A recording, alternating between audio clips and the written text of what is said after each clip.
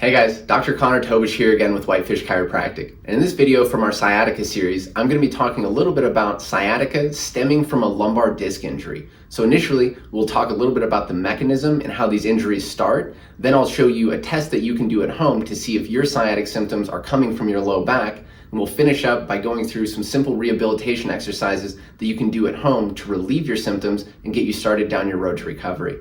So to talk about the mechanism, a common cause that we see that starts these disc injuries is excessive flexion or rounding in the lumbar spine. And that can be repetitive, like constantly or frequently rounding your low back to pick things up off the floor, or it can be sustained, like just sitting with rounded or slouched low back posture. And if you think about it, we do this all the time.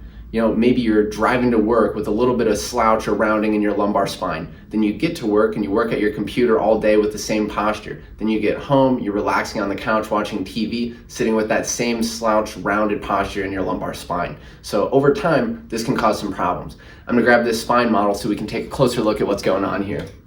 So if you look at this spine, you can see these bones, the vertebrae in the lumbar spine. Then in between them, we've got these intervertebral discs. And over here, these yellow guys are nerves coming out of the spine.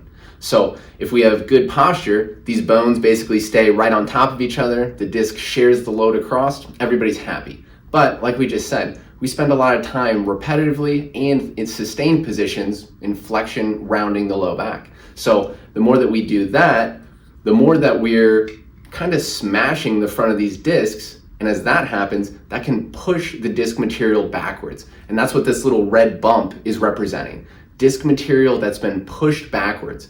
And if this goes far enough and it smashes or pinches one of these nerves, that can be the source of sciatica coming from a disc injury in the low back. These injuries typically entail symptoms of low back pain. Then you can have a variety of symptoms that travel down the leg along the course of the sciatic nerve. Things like numbness, pins and needles, sharp shooting electric type pain, and you can feel this anywhere from the source of the injury all the way down to the foot. So now that we looked a little bit at the mechanism, I want to finish up by talking about a phenomenon of centralization and peripheralization. So peripheralization basically just means this is bad. It means we're getting more pressure on the disc, it's smashing into the nerve more. This typically leads to an increase or worsening of our symptoms, and oftentimes it will make our symptoms go further down the leg, further down the course of that nerve. The opposite is centralization. We like this. This is a green light. If we can find a position to put you in to relieve pressure of the disc pushing into that nerve, oftentimes we see the symptoms start to centralize. Basically, they'll come out of the leg and get closer up to the spine or the origin of the problem. So if we can find a position that centralizes your symptoms, like I said, that's a green light. That's a great sign for our prognosis. We want to spend more time in these positions. We want to do exercises that move our spine in this direction to keep relieving our symptoms. We want to avoid those opposite directions that worsen our symptoms, make them go further down the leg. So now that we've talked about the mechanism, I'm going to show you that little test. And after that, we'll finish up by looking at some rehabilitation exercises. The test we're going to look at today is just called a chair test. So all you need is a chair or a stool, something you can sit on comfortably, grab onto the sides and pull down. So we're just going to be stressing the disc in different positions. Initially, we'll have you sit with good posture. Get tall, get your spine in a nice neutral position. We'll grab onto the sides of the stool. Like I said, we're going to pull down. Next, we're going to round your low back forward and do the same thing and see if this provokes your symptoms. So, like I said, we're going to kind of slouch or round the low back. Then I'm going to grab onto the sides of the stool. Same thing. Pull down, increase pressure on the front of the disc. If that provokes your symptoms, if that makes your low back pain worse, if that increases the symptoms into your leg, one, that tells us flexion is probably the source or the origin of your lumbar disc injury. And two, it tells us that this is a position that we're going to want to avoid for a while we do other rehab exercises and allow things to heal up. You can think about it like a cut knuckle.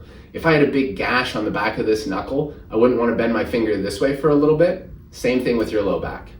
First exercise we're going to look at today is just sustained lumbar extension. And the idea here is if flexion or rounding the low back is pushing disc material backwards, compressing the nerve, we want to put the spine in the opposite position to move the disc material back forwards and relieve the pressure on the nerve. So to get set up, you just need to lay down on your belly, propped up on your forearms like a little kid watching TV. So we'll get into this position here, propped up on the forearms, just letting your spine fall into extension. We can hang out here for 3 to 5 minutes. Along the way and after the exercise, we want to see, do you start getting any reduction in your symptoms? Are your symptoms getting less? Are they decreasing? And most of all, are you getting any centralization? Are the symptoms in your leg starting to move up towards your spine? If they are, that's a great sign. You can do this exercise 2 to 3 times a day. Like I said, 3 to 5 minutes, just hanging out, letting your back fall into extension. The last exercise that we're going to look at is the sciatic nerve floss. So if the nerve is being compressed, we want to repetitively move the nerve up and down to free it up and allow it to move more freely along its path. So to get set up, we're just going to have you sit tall with good posture, and then to pull the nerve down towards your foot, we're going to have you kick your head off. So with the leg that you're feeling symptoms in, we're going to kick this foot out straight, and as we do that, you're going to look up at the ceiling with your head. Then to pull the nerve back down, we're going to bring the foot down, and we're going to tuck the chin slightly. So kick your head off and come back down. With this exercise, we just want to stay away from the painful range. So if you kick your leg all the way out straight and that kind of flares up your symptoms, just back off a little bit to the non-painful range. This is a great exercise that you can do 2 to 3 times a day. Shoot for 10 to 15 reps each time.